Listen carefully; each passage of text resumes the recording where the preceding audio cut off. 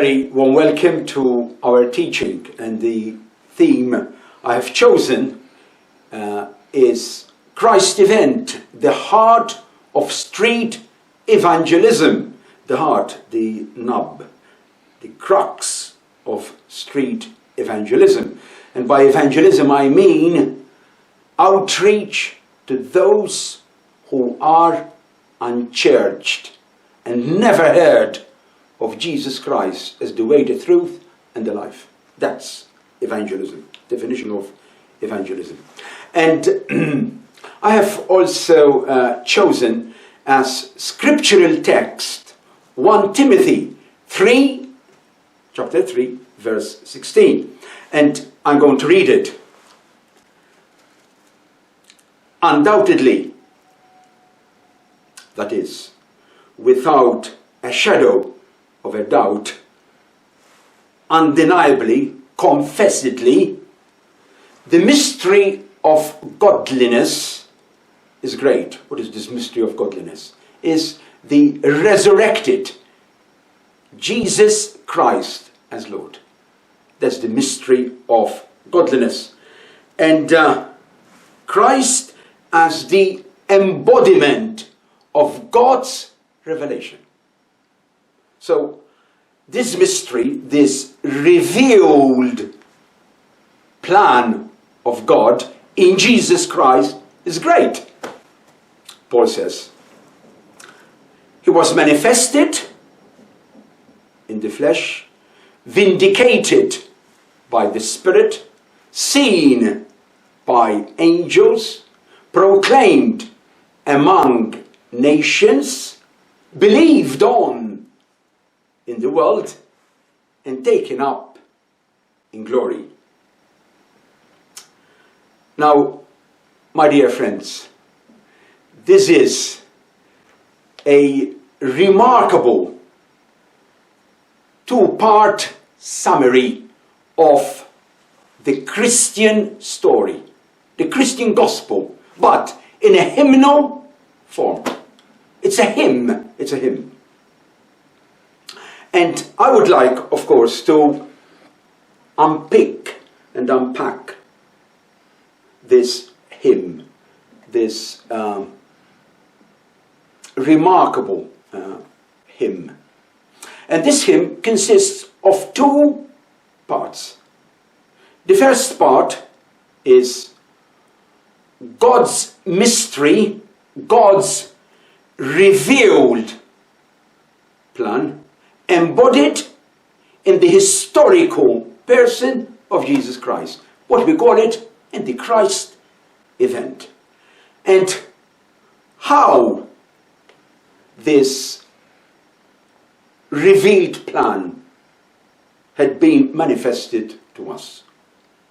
And Paul says, this plan, God's revealed plan in Jesus Christ, was revealed, was manifested in the flesh. And this describes Jesus' manifestation as a human being. His crucifixion is to be understood as the ultimate purpose and climax of his stage, of this stage of human existence. The second, vindicated by the Spirit. When was he vindicated, Christ? Was vindicated at his resurrection. God vindicated him, endorsed him. The third is seen by angels. This alludes to Christ's resurrection appearance before angelic, heavenly powers. So, this hymn, that's the first part of the hymn. Let us now move to the second part of this hymn. And that's where you and I come into it.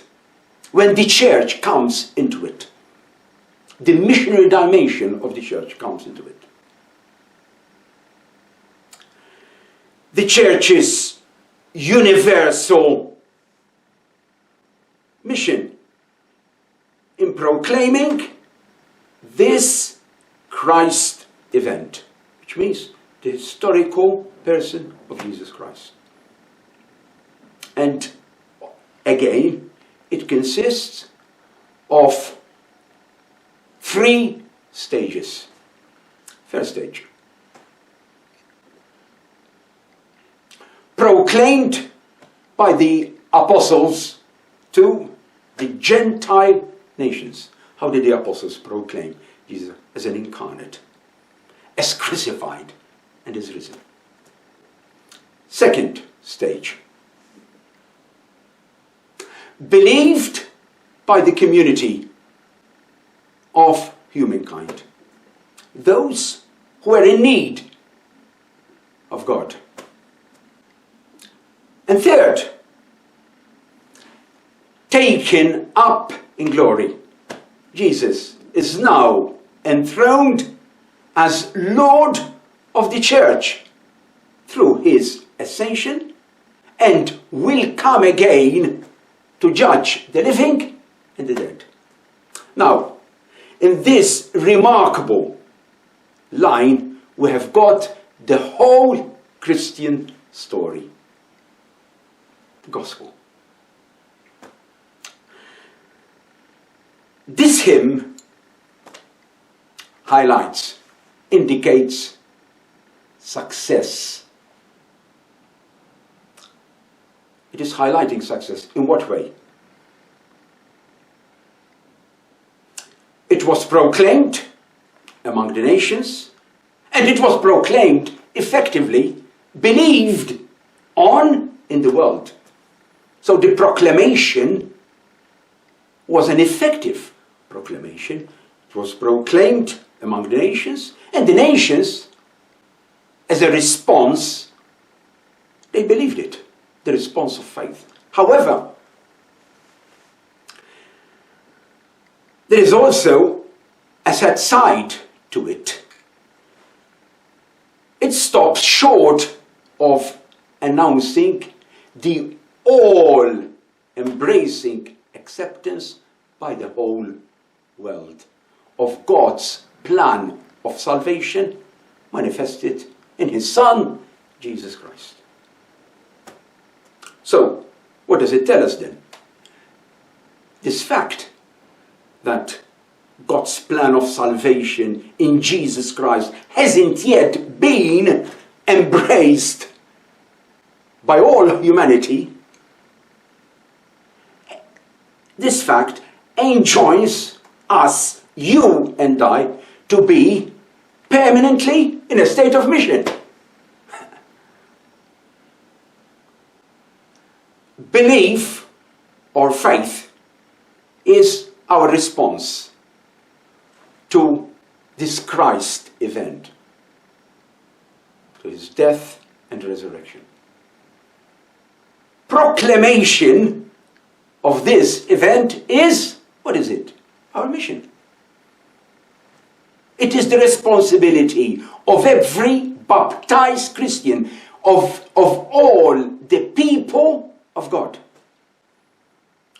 I quote here, and this is one of my favorite texts, Romans, Paul's letter to Romans, chapter 10, verse 17.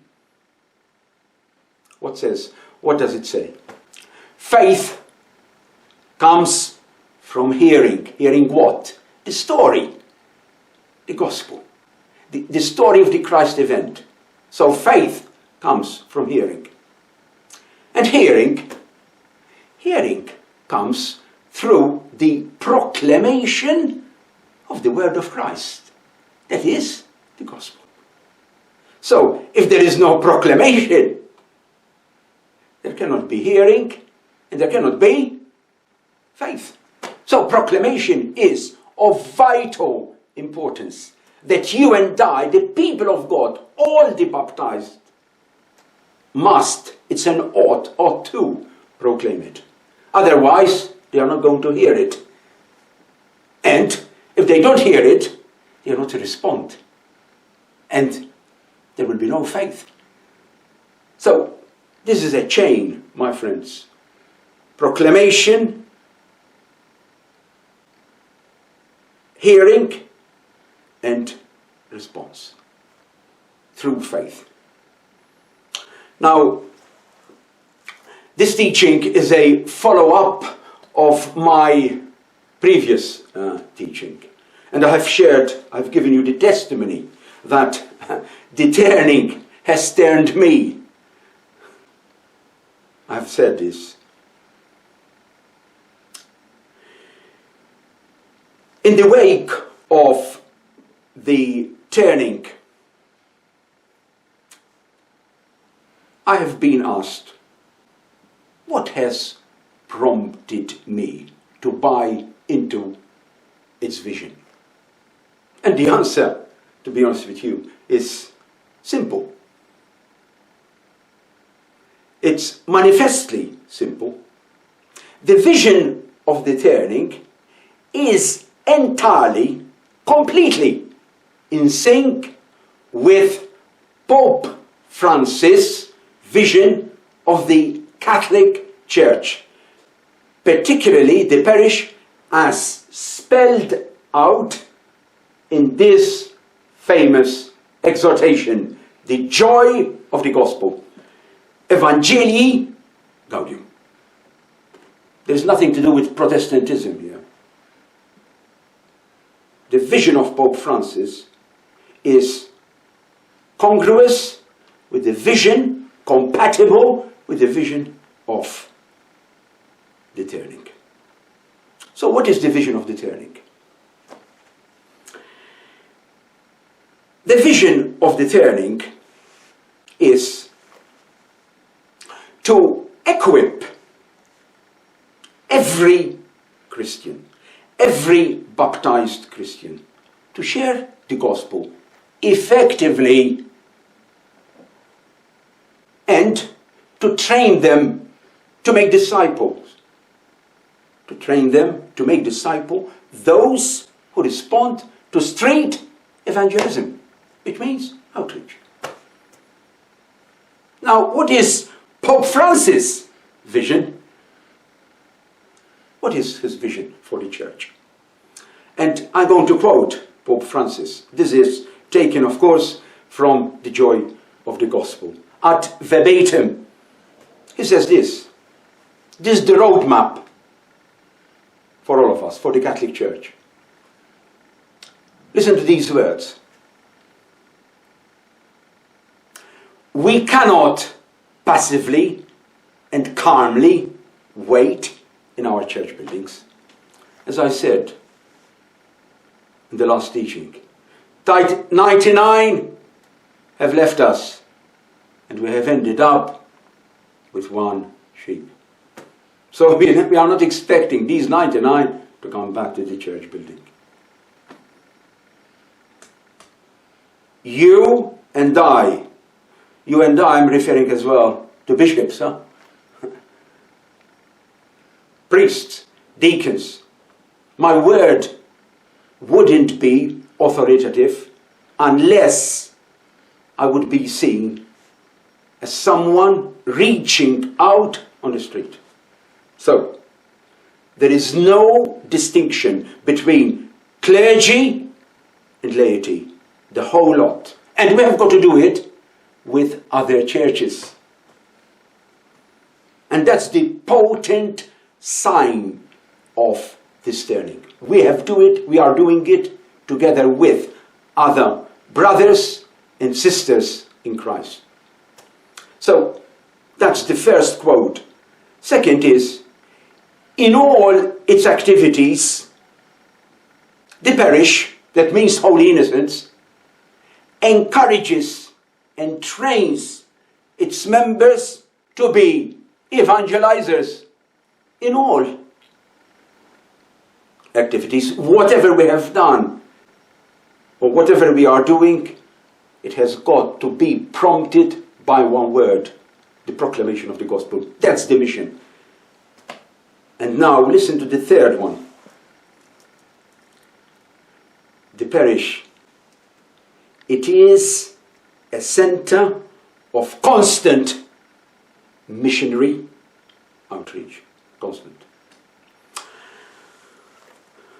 My dear brothers and sisters, you, the Parish Evangelization Cells here at Holy Innocents, I consider you as an army of evangelizers.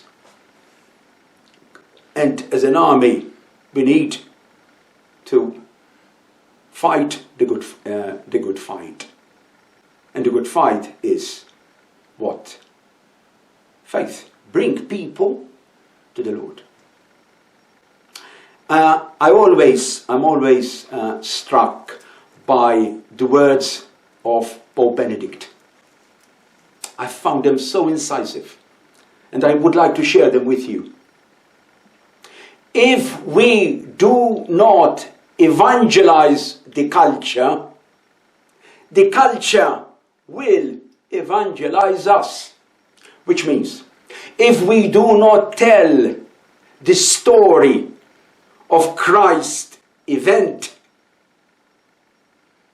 the culture will tell its story to us, and we believe it. God bless.